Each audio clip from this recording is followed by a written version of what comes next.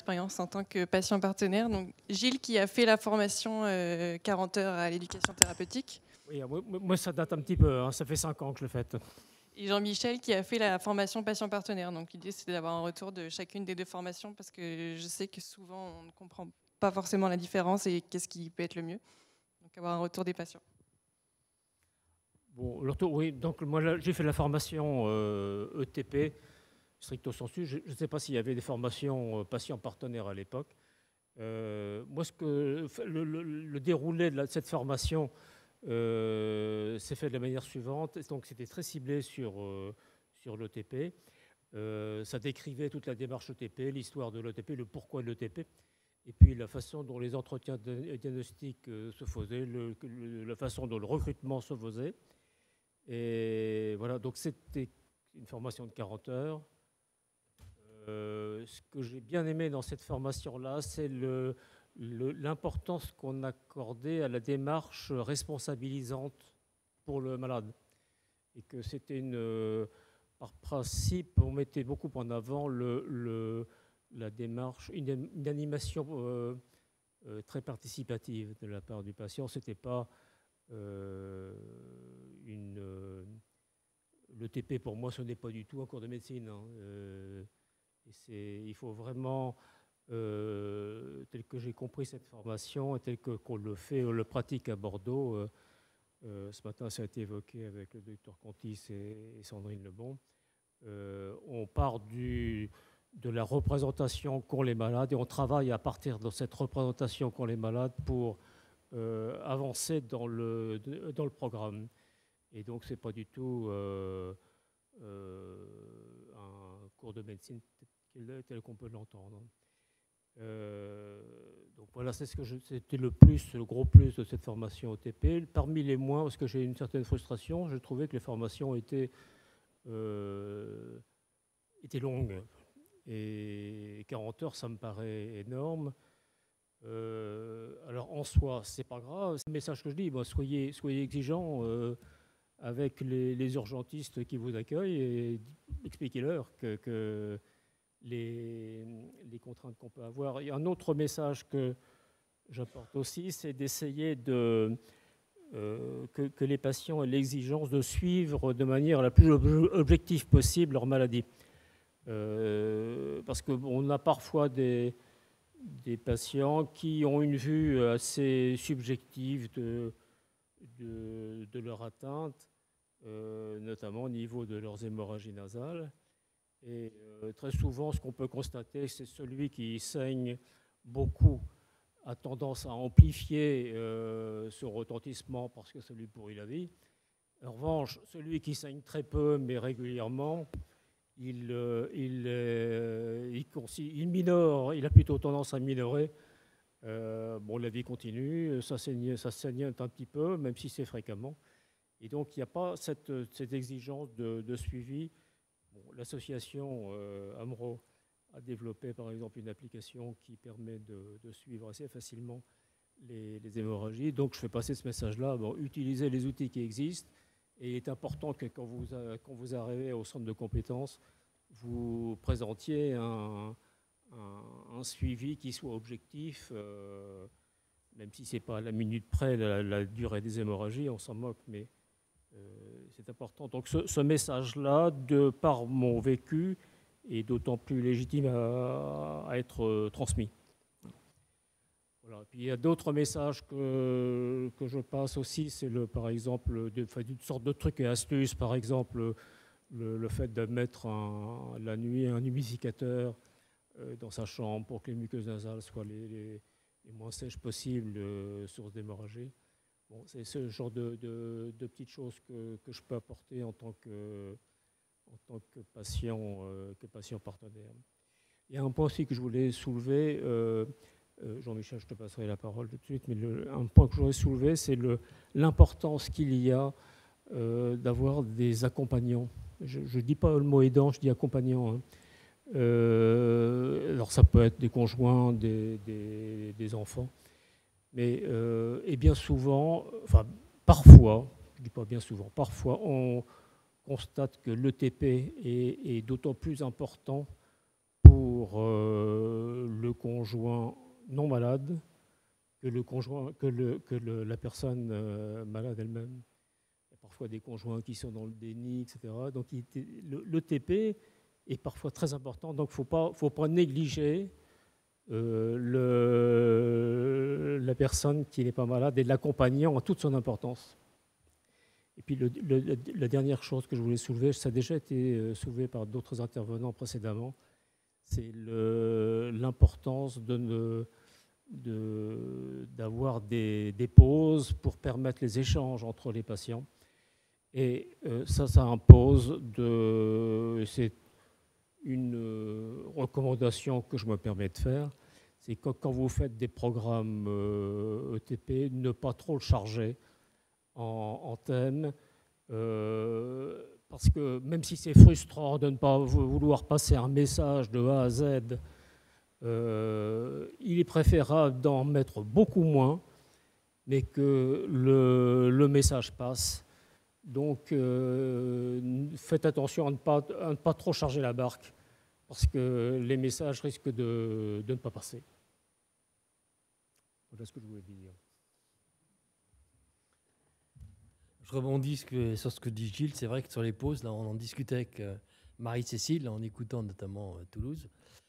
C'est vrai que c'est... Enfin voilà, je confirme que c'est très important. En ce qui me concerne,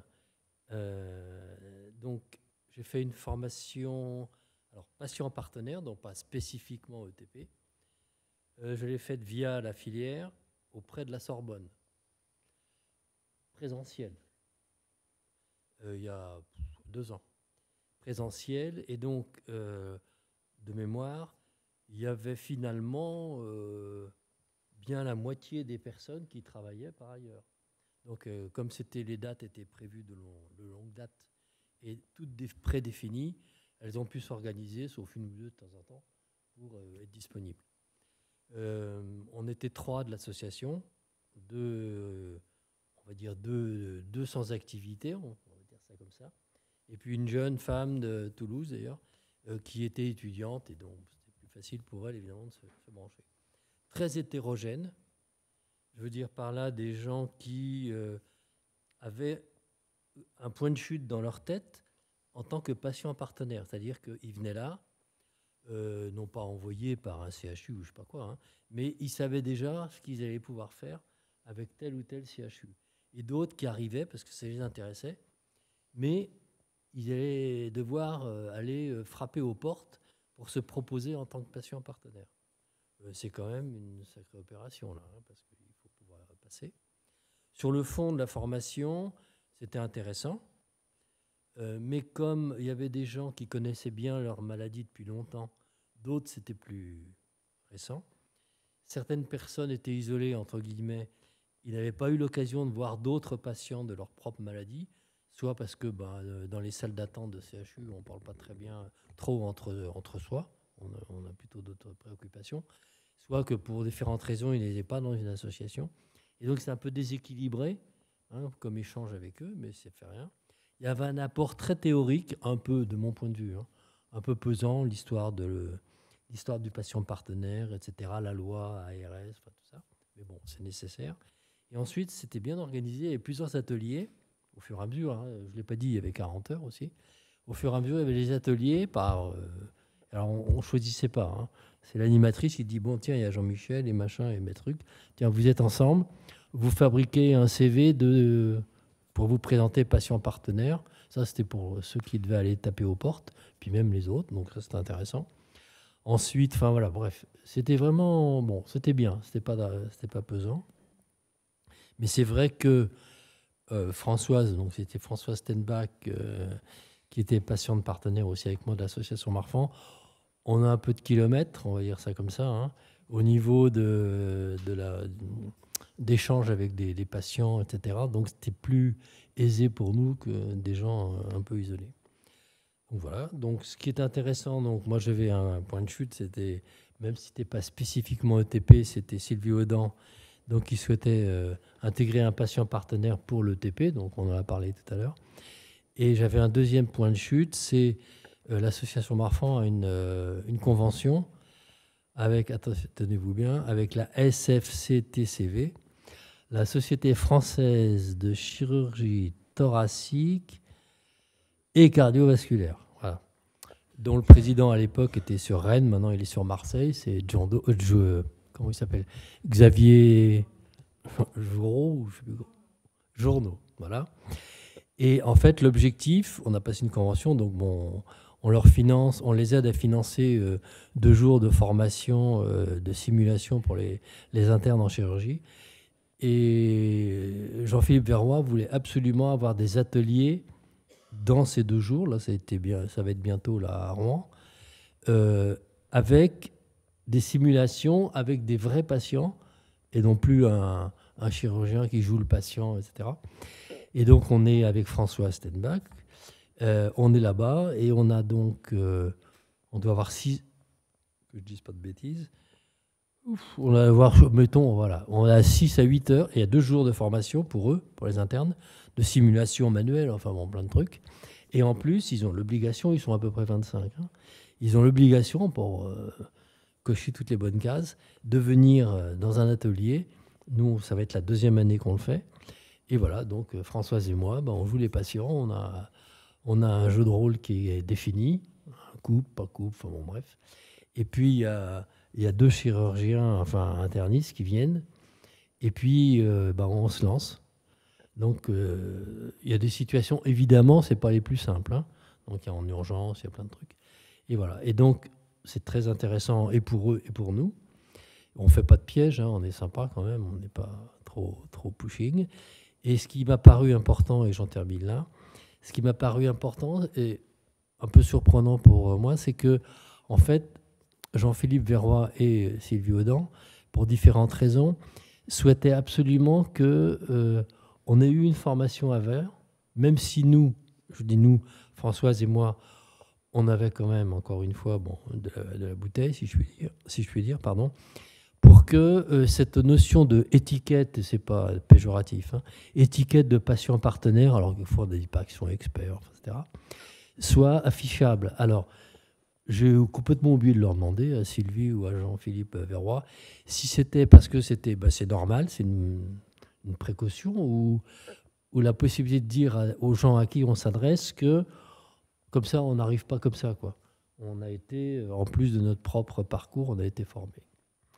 Donc ça, c'est important. Et j'ai découvert, je ne sais plus où, mais ce n'est pas grave, que dans l'Est, à Strasbourg, je crois, en fait, l'hôpital, enfin, une partie du CHU de Strasbourg, notamment en vasculaire et puis en chirurgie thoracique, etc., ils se sont mis d'accord tous ensemble pour faire des sessions de formation ETP pour le CHU de Strasbourg.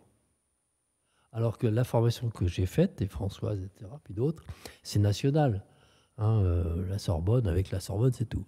Et eux, alors c'est pas pour ces accaparer, mais en fait, c'est peut-être pas forcément idiot, parce que dans leur fil actif divers et variés, hein, un peu comme Arfort, ils ont des patients donc locaux à qui ils proposent une formation de 40 heures, évidemment. Alors, je suppose qu'ils sont en présentiel, en distanciel, enfin peu importe.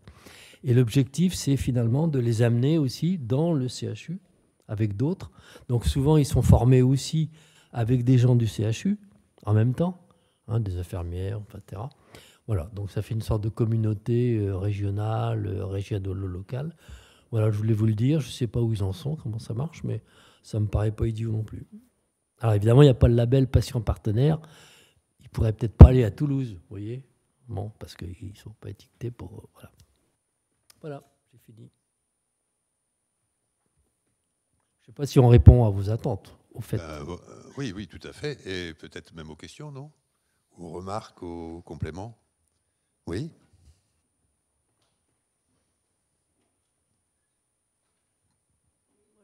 Je voudrais faire une remarque que je suis patient et j'appartiens à l'AMRO.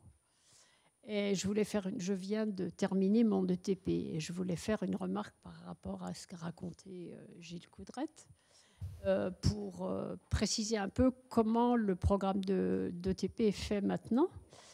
Parce que j'ai trouvé qu'il était relativement complet, celui que j'ai eu. D'une part, on a déjà une première pseudo-journée de formation, c'est-à-dire qu'on a une série de questions Et on les traite quand on veut.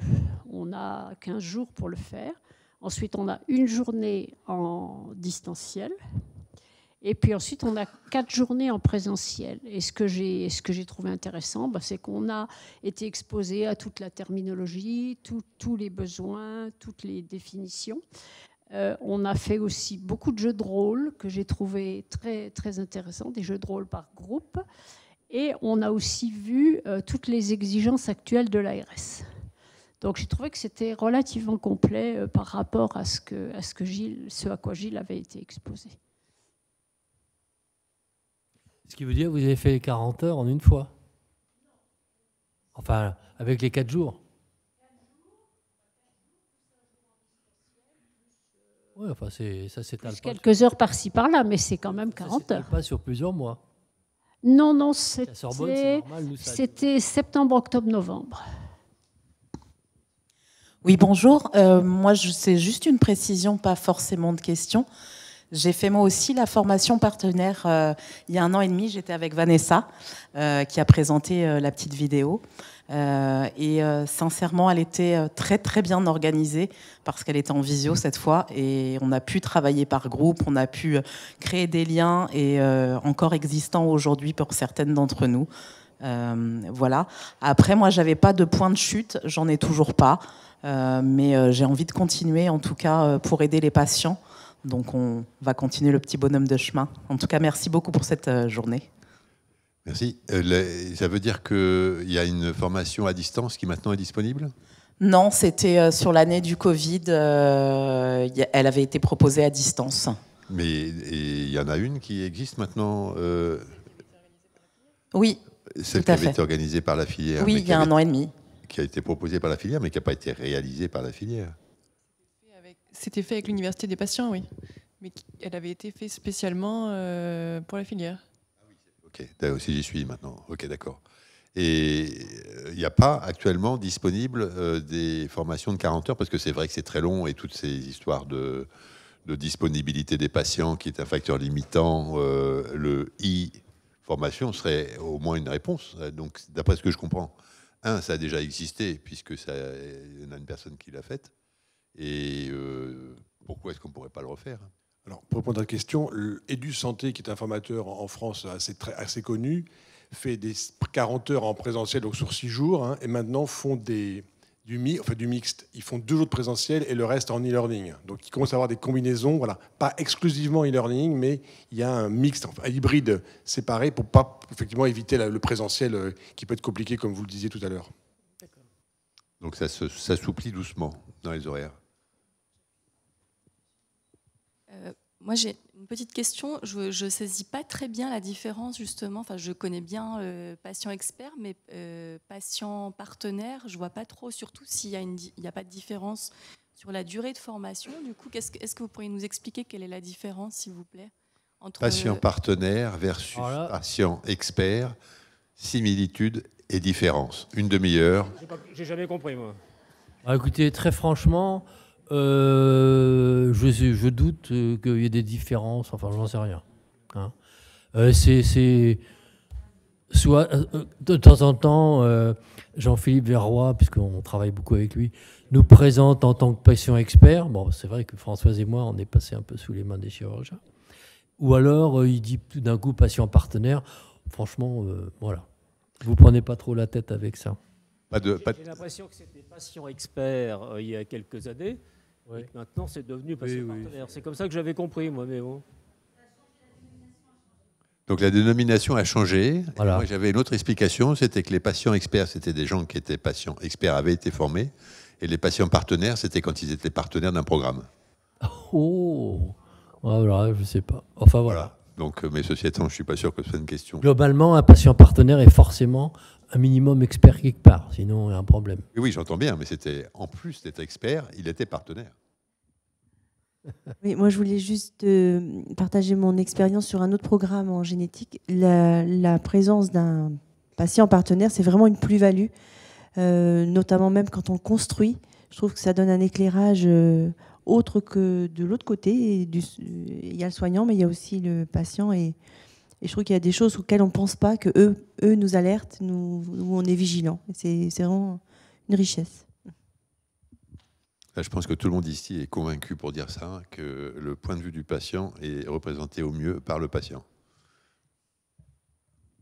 Et moi, j'ai justement une question sur cet aspect du patient. Dans la petite vidéo, la personne là qui a parlé de, je sais plus comment, de la résonance de l'atteinte des autres patients sur elle. Et je voulais savoir comment, déjà comment vous, les patients, vous gériez ça. Et est-ce qu'il y a quelque chose qui est prévu justement quand c'est peut-être un peu lourd pour le patient partenaire ou le patient qui participe à l'ETP?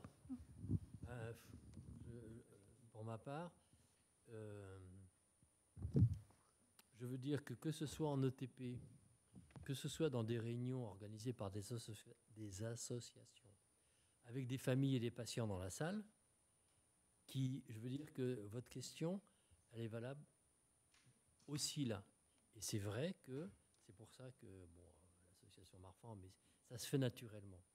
Les gens parmi nous, hein, les bénévoles qui s'occupent de l'association, etc., il y en a qui sont prêts à prendre le téléphone, il y en a qui sont prêts à être en réunion, puis à recevoir des trucs qui sont... à écouter, à accompagner des choses qui sont quelquefois très dures, si c'est ça votre question. Hein. Et ceux qui ne se sentent pas prêts n'y vont pas.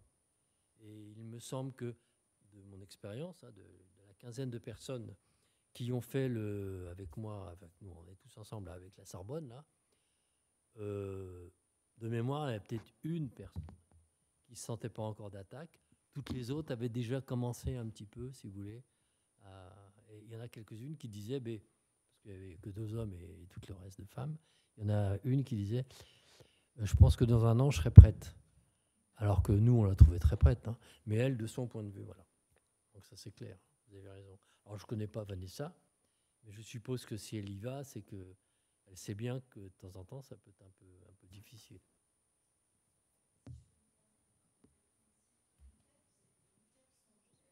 Attendez le micro.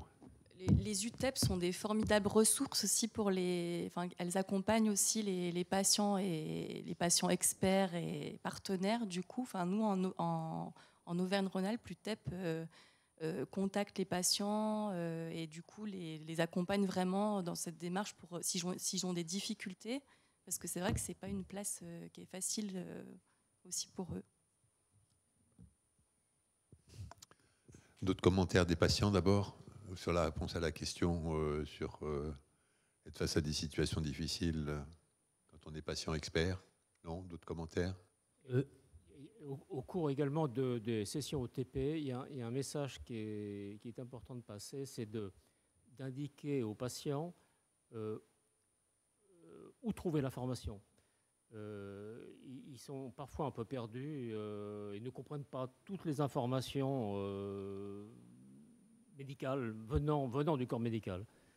Et le message qu'on leur fait passer, c'est d'abord d'aller vers les communications, les supports de communication que l'association produit, c'est de la communication qui est fiable et qui est écrite en langage patient, si je puis dire, quoi. Et donc c'est compréhensible. Et l'autre jour, je voyais par exemple en session OTP une personne prendre en photo les paperboards. C'est difficilement compréhensible, alors que on produit un bouquin sur la maladie édité par la Fondation Groupama, et qui sont, c'est clair, et ils ont beaucoup plus d'informations. Donc, on leur dit, allez voir l'information où elle existe et où elle est compréhensible, quoi. Guillaume, juste un petit mot sur la personne là, que j'aperçois, avec le point de chute. Voilà. Vous êtes dans quelle région? Dans la formation, je dis là, positif, parce que je suis aussi en Bretagne. Dans la formation, il y avait une personne qui était dans l'Est, mais ça, voilà, et elle n'avait pas de point de chute. Et au niveau de son syndrome, je ne sais plus lequel c'était, c'est vraiment rare. Et comme elle était patient partenaire, finalement, à part la description de la maladie, quand vous êtes patient partenaire, vous êtes capable d'accompagner des gens, de discuter, etc. hein, et pas que de votre maladie sur le plan accompagnement.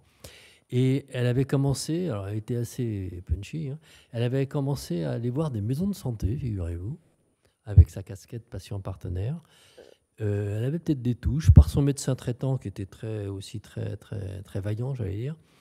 Elle essaye comme ça, une fois même au niveau d'un groupement d'infirmières.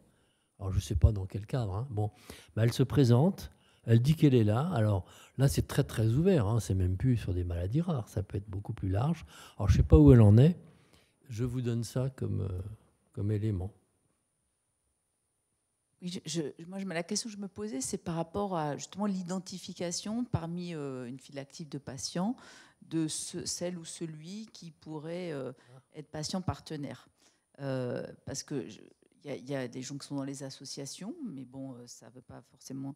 Qu'est-ce que c'est pour vous les qualités du patient partenaire? Comment, en tant que médecin, on peut identifier des personnes qui seraient plus à même d'être patient partenaire? Parce que c'est vrai qu'il y a ceux qui voudraient, mais que des fois on se dit c'est peut-être pas une bonne chose. Ou, voilà. Donc comment on détermine, comment on peut recruter des patients partenaires?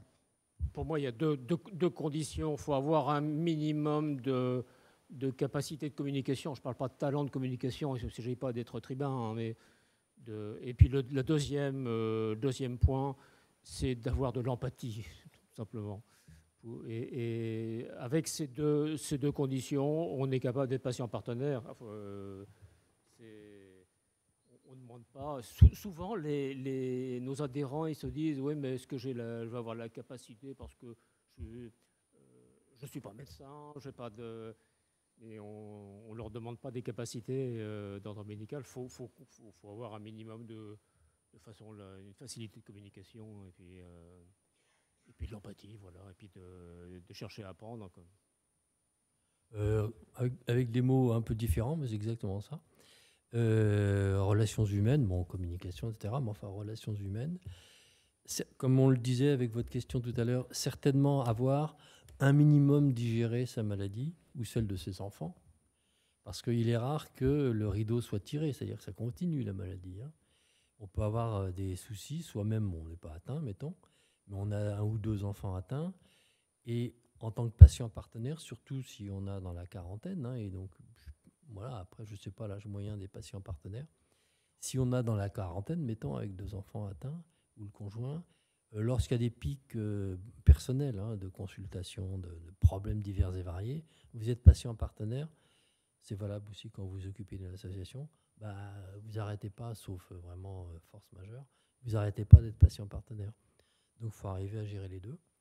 Et ensuite, l'empathie, oui, ça c'est évident. Et puis la dernière chose, on n'est pas médecin. Même si on s'y connaît bien, même si on peut être expert, on n'est pas médecin.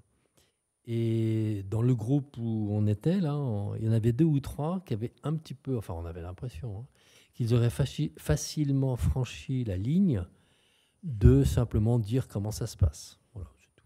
Mais bon, ça ça se voit vite, c'est anecdotique. Alors maintenant, comment recruter dans la file active, moi j'en sais rien. Hein. Déjà à l'association, on a une personne, une jeune femme, le 35 là, qui est sur Bordeaux, qui voudrait absolument suivre une formation ETP. Patient partenaire et ou ETP, elle a du mal à se recracher à des wagons. Alors, je ne sais pas comment on va faire, soit par la filière. Je lui dis, bah, écoute, va tout simplement directement interroger les gens qu'on a, nous, à la Sorbonne, en interlocuteur. Je ne sais pas où elle en est. Hein. Et dans l'association, la première, ceux qui sont vraiment très actifs, ils disent, mais je n'ai pas le temps. Hein, je n'ai pas le temps, même pas des 40 heures, il y a derrière. Après, bah, il faut assumer. Et moi, j'ai une question qui va avec, qui est un peu la suite, là, c'est pour ça que je prends la parole de façon un peu autoritaire. De temps en temps, il y a des soutiens psychologiques quand vous êtes face à des situations difficiles que vous voyez et auxquelles vous êtes confrontés, parce que ça fait partie, enfin, les soutiens psy qu'on met en place dans les consultations, c'est parce que déjà, sans aider les autres, c'est quelquefois difficile pour soi. Et donc là, vous vous mettez dans des situations qui sont encore plus difficiles. Donc en fait, il y a 2 aspects. Il y a l'aspect, est-ce que sur les critères de sélection, il faut des gens qui soient solides, et donc il faut présélectionner ces gens-là. Et d'autre part, une fois qu'on a joué à ça, est-ce qu'on a de temps en temps des aides. De temps en temps, pardon. Des aides psychologiques, d'avoir un psychologue, de choses comme ça. Est-ce que c'est quelque chose qui est prévu pour les patients partenaires ou pas du tout? Écoutez, bon, nous on est 2 patients partenaires, plus Aude, ça fait 3. Quand il y a des choses vraiment très difficiles, bon, on s'en parle entre soi, mais entre nous, mais on n'a pas de soutien psychologique particulier.